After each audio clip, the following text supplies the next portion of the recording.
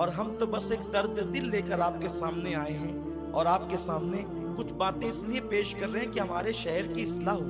ہمارا شہر گنبد و مینار کا شہر کہلاتا ہے، پھر بھی بدنام ہے۔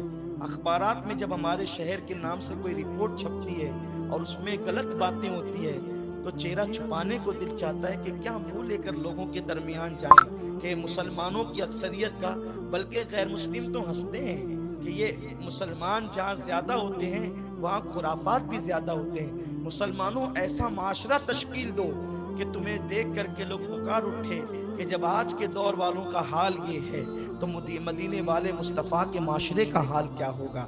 اس لیے ماحول بنائیں۔ عورتیں فرق کرتی ہے سسرالی رشتے میں اور اپنے رشتے میں۔ اگر عورت سسرال والوں کو بھی اپنا ہی سمجھے تو میں سمجھتا ہوں کہ 80% جھگڑے ختم ہو جائیں گے۔ 80%۔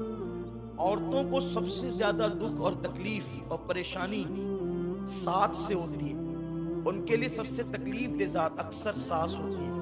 لیکن اگر عورتیں یہ سمجھے کہ یہ ساس اگر نہ ہوتی تو میرا شوہر کہاں سے آتا، ساس ہی کے صدقے میں تو شوہر ملا ہے، اسی کے بیٹے کا نام شوہر ہے نا۔ لیکن عورتیں بہت چھوٹے دماغ سے کام لیتی ہے، ان کو سمجھنا چاہیے کہ ساس بھی آپ کی ماں کی جگہ ہے۔ ایک شخص نے اپنی بیوی سے پوچھا کہ بیوی یہ بتائیں کہ سب سے دنیا میں خوش نصیب عورت کون ہے، آپ بتا سکتی ہیں کون ہے؟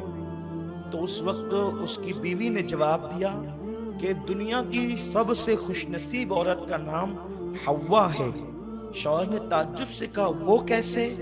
تو بیوی نے کہا اس لیے کہ حوا کی کوئی ساس نہیں تھی، اس لیے وہ سب سے خوش نصیب بیوی ہے کہ جب ان کے یہاں ساس ہی نہیں تھی تو کوئی تکلیف ہی نہیں تھی۔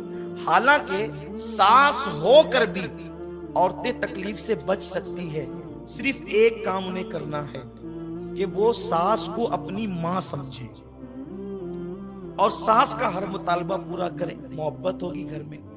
کسی کو کوئی اگر نفرت دیتا ہے نا، نفرت کے جواب میں اگر ہم محبت دیں تو محبت ہی محبت ہوگی۔ بابا فرید الدین گنج شکر فرماتے ہیں کانٹے کے مقابلے میں کانٹے مت بچھاؤ ورنہ پوری دنیا کانٹوں سے بھر جائے گی۔ اگر کوئی کانٹا بچھائے کوئی کانٹا ہٹائے تو پھر کانٹے نہیں ہوں گے۔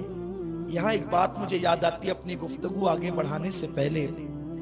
ایک لڑکی اپنی ساس کے ظلم سے تنگ آ گئی، اس لیے کہ اکثر ساس کا بھی مزاج ہوتا ہے کہ وہ اپنی بہو کو بہت دکھ دیتی ہے، تکلیف دیتی ہے۔ لیکن میں جو ساس یہاں موجود ہے، جو میری بوڑھی مائیں بہنیں یہاں موجود ہے جو ساس بن چکی ہے، جو اپنی بہو کو تکلیف دیتی ہے، میں ان سے صرف اتنا کہنا چاہتا ہوں کہ اگر اس تیری بہو کی جگہ تیری بیٹی ہوتی تو کیا تو اس کے ساتھ بھی ایسا ہی کرتی؟ وہ تیری بیٹی ہی کی جگہ تو ہے۔ اور سنو میرے رسول نے فرمایا کما تدین تدان، کہ تم جیسا کرو گے ویسا ہی پاؤ گے۔ تو تم اپنے گھر میں اگر بہو پہ ظلم کرو گے تو تمہاری بیٹی پر بھی ظلم ہوگا، تم اپنی بیوی پہ ظلم کرو گے تو تمہاری بہن پر بھی ظلم ہوگا۔ اگر ساس اپنی بہو کو بیٹی کی طرح پیار دے تو وہاں اس کی بیٹی سکون کی زندگی گزارے گی، وہاں اس کی بیٹی اطمینان کی زندگی گزارے گی۔ سن لو، خدا دور نہیں ہے، خدا قریب ہے، اس لیے کوئی ساس اپنی بہو پہ ظلم نہ کرے۔